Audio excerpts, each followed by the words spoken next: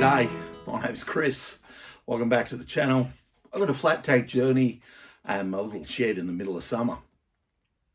I think this is episode 11 of the Torpedo, and I've got her apart, but she's looking good. I'm throwing paint at some bits and pieces, so you know I've made good progress.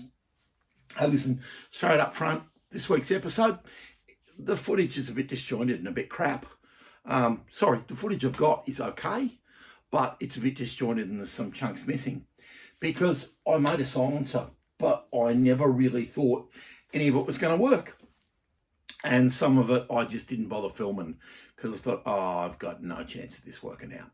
Anyway, I've put together the footage I've got. You can see in front of you the result, and you can look at the footage I've got, and it is what it is. This is what I've got. Have a great time. Enjoy the video. If this video sees the light of day, I'll be very surprised. Anyway, I'm trying to construct an exhaust. I had two bends that came with the bike.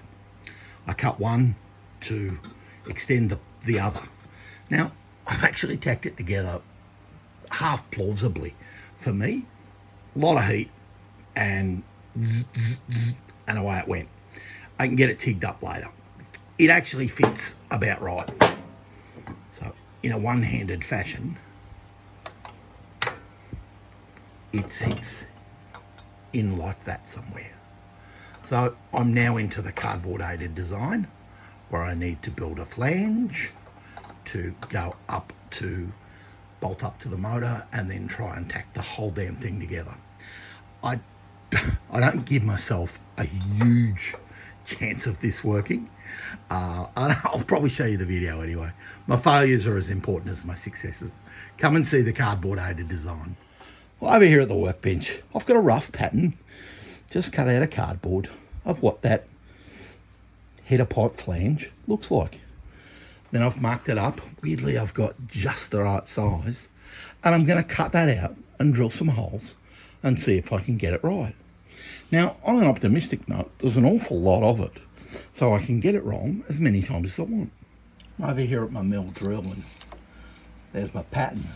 There's my steel blank, and here's a 35mm hole saw. I'm going to try and cut a hole right through the middle of that and see how close I am to the pipe diameter. It's close, so if it flogs or moves at all, it will fit. Other than that, it's die grind out the hole and see if I can get this damn thing to fit. I've got the plate set up on a couple of parallels. The parallels are just to keep it. The drill bit at the bottom, you might just be able to see it, will go through the plate and is a guide for the rest of it to cut. I will remove the parallels before I go through and hopefully not cut my good parallels, but it will provide support as I try and cut this thing. I need to make a copper header pipe gasket. Or copper's what I thought was easiest because I had a chunk of it. That's left over from my specials tank, and a mate cut some out of it for a blacksmithing project he had. So I cut a tiny bit out of it and made a gasket. I cut the piece out, I annealed it to make it soft, so just heated it up to red hot and let it cool. And then it flattened almost in my hand, you know, really easy to work with, no problem at all. So I've cut it out, drilled it, cut the hole, and then used a burr on the end of a drill, carbide burr, to enlarge the hole to the maximum it can be. The header pipes don't really match the hole on the cylinder, but they'll let a lot flow out for a little old 250 like this. Here's my attempt at a header pipe. Now you can see the weld line, and you can see it's all goobery up around the flange, but it's in satin black engine paint at the minute, and I think it'll be okay. Will it be brilliant? Nah, but it'll be good. I'm pleased with my effort. Here's my silencer. It's original, or to be more precise, it's probably of the era. I don't know that it's original to the bike at all. I'm not sure what the bike had. Probably had what they had.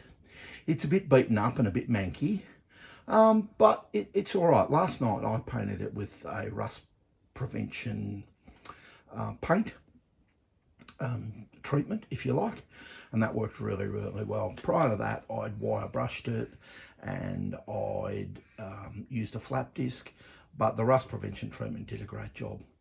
What I was really trying to do was paint the ends and get those in really good nick, and then I gave it just a dust over to stop more rust forming, while I offer it up to the header pipe, the bike, and make some brackets to fit it.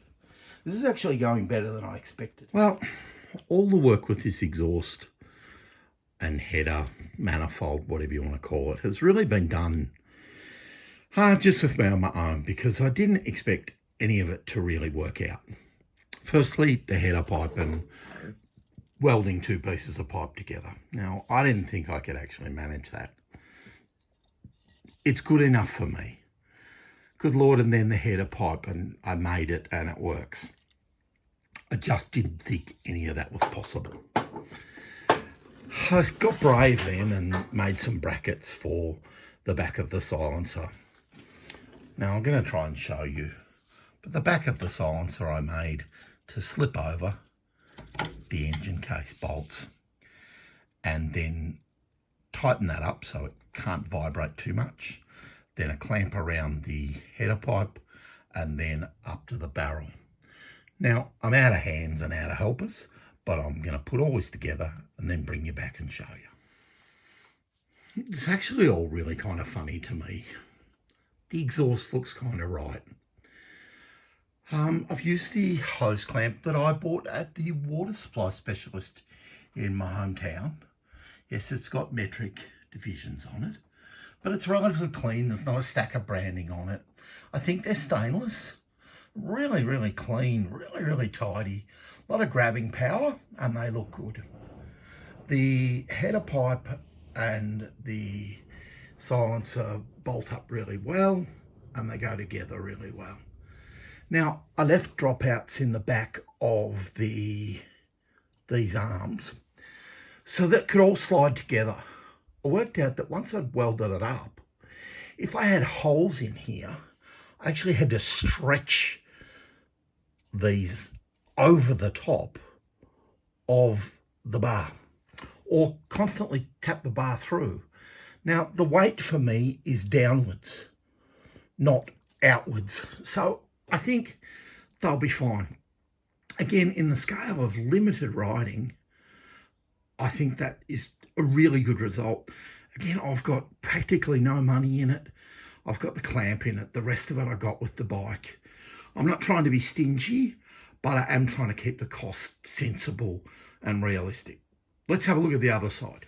Now, I think from the other side, everything looks really good too. The angle of the little exhaust pipe, I suppose, is sort of right into your foot, and maybe I'll get covered in blue smoke, I'm not sure. But it's kind of right. Now, I believe these Torpedos, Warriors, Australs and sundries had two silencers on them originally, and I'd love to find that. And I think in the future, if I did, I would 100% have a go at fitting the two pipes or the two silencers like it was originally. For now, I think that's a really, really, really solid outcome and makes the bike usable. It will pass the safety inspection with my club's safety inspector, and that will be good. So, you know, the bike's nearly ready to have a fire at and to get a result out of. Well, that's Flat Tank Journey. This is life. That's how it works. Some stuff works really well beyond your expectation, and other stuff just doesn't work at all, and you thought you could. I didn't think I could make that, but you know what? It looks okay. I'm sorry I didn't get footage of all of it, and I'm sorry you didn't get to see all the little nitty gritty, but it is what it is, and that's what I did. Hope you enjoyed the video. Like, comment, subscribe if you want. All good. Cheers. Have a good weekend.